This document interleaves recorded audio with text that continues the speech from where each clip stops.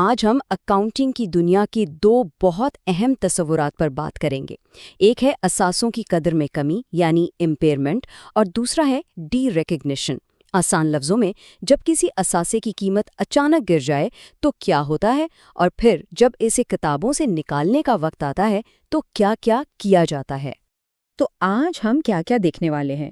سب سے پہلے سمجھیں گے کہ اثاثے کی قدر میں کمی ہوتی کیا ہے، پھر دیکھیں گے کہ اس کی جانچ کیسے کی جاتی ہے، اس کے مالی اثرات کیا ہوتے ہیں، اور کیا اس کمی کو واپس پلٹایا جا سکتا ہے، اور آخر میں ہم ڈی ریکگنیشن یعنی اثاثے کو کھاتوں سے ہٹانے اور اس پر ہونے والے نفع یا نقصان کے حساب کو سمجھیں گے۔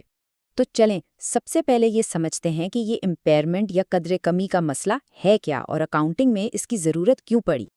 یہ سوال کس سے بھی سرمایہ کار یا تجزیہ کار کے لیے بہت اہم ہے، اور اس کا جواب اتنا سیدھا نہیں ہے کہ بس ڈیپریسیشن کا انتظار کیا جائے۔ یہاں کچھ اور ہو رہا ہے۔ دیکھیے، اکاؤنٹنگ کے معیارات کہتے ہیں کہ اگر کسی اثاثے کی قیمت اچانک گر جائے تو کمپنیوں کو اسے ایک امپیئرمنٹ چارج کے طور پر ریکارڈ کرنا ہوتا ہے۔ یہ دراصل کمپنی کا ایک طرح کا اعتراف ہوتا ہے کہ اس کا کوئی اثاثہ اب اتنا قیمتی نہیں رہا جتنا کتابوں میں دکھایا جا رہا ہے۔ یہ ڈیپریسیشن سے بالکل مختلف ہے، جو کہ ایک متوقع اور منصوبہ بند کمی ہوتی ہے۔ اب جب کسی اثاثے پر شک ہو کہ اس کی قیمت گر گئی ہے تو اس کی جانچ ہوتی ہے، اور یہیں سے کہانی دلچسپ ہو جاتی ہے، کیونکہ یہاں اصول بدل جاتے ہیں۔ یہ جاننا بہت ضروری ہے کہ کوئی کمپنی کون سے اصول استعمال کر رہی ہے، IFRS یا US GAAP، کیونکہ دونوں کے ٹیسٹ کرنے کے طریقے الگ ہیں، اور اس وجہ سے ایک ہی صورتحال میں مالی نتائج بالکل مختلف ہو سکتے ہیں۔ اور یہی وہ سب سے بڑا فرق ہے جو سمجھنے والا ہے۔ IFRS ایک طرح سے زیادہ محتاط ہے، وہ مستقبل کی کیش فلو کی آج کی قیمت یعنی ڈسکاؤنٹڈ ویلیو کو دیکھتا ہے، جبکہ دوسری طرف US GAAP کا پہلا قدم یہ دیکھنا ہے کہ مستقبل میں کل کتنا پیسہ آئے گا، یعنی ان ڈسکاؤنٹڈ ویلیو۔ اس وجہ سے اس کا ابتدائی ٹیسٹ تھوڑا نرم ہوتا ہے اور امپیئرمنٹ ریکارڈ کرنے کا امکان کم ہو جاتا ہے۔ ذرا اس مثال کو دیکھیں۔ US GAAP کے مطابق چونکہ مستقبل میں آنے والا کل کیش کتابی قیمت سے زیادہ ہے تو کوئی مسئلہ ہی نہیں، کوئی نقصان ریکارڈ نہیں ہوگا۔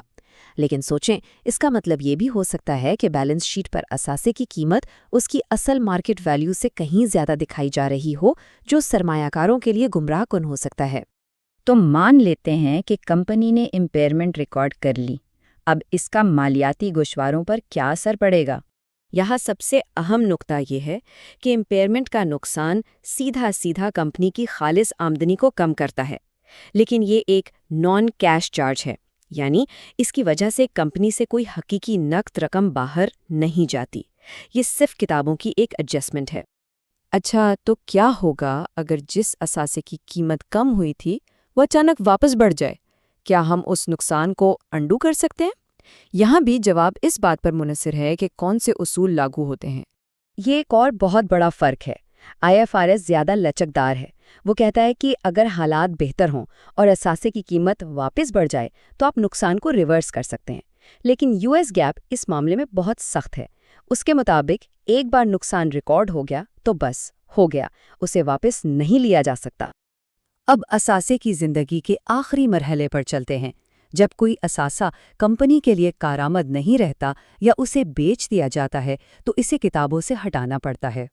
یہ کسی بھی طویل مدتی اثاثے کے لیے آخری اکاؤنٹنگ قدم ہے۔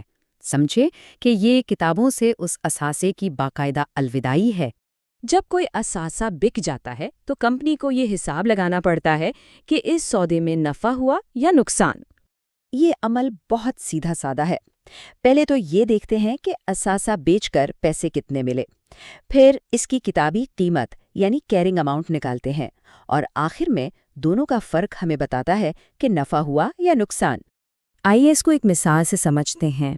فرض کریں ایک کمپنی نے اپنے پرانے پیزا اوونز $3.1 ملین میں بیچ دیے، تو سب سے پہلے اس کی کیرنگ اماؤنٹ یعنی کتابی قیمت نکالتے ہیں۔ ان اوونز کی اصل قیمت $5.1 ملین تھی، اور اب تک ان پر $3.2 ملین کی ڈیپریسیشن ہو چکی تھی، تو اس کی کتابی قیمت ہوئی $1.9 ملین۔ اب ہمارے پاس دونوں رقمیں ہیں، فروخت سے ملے $3.1 ملین اور کتابی قیمت تھی $1.9 ملین۔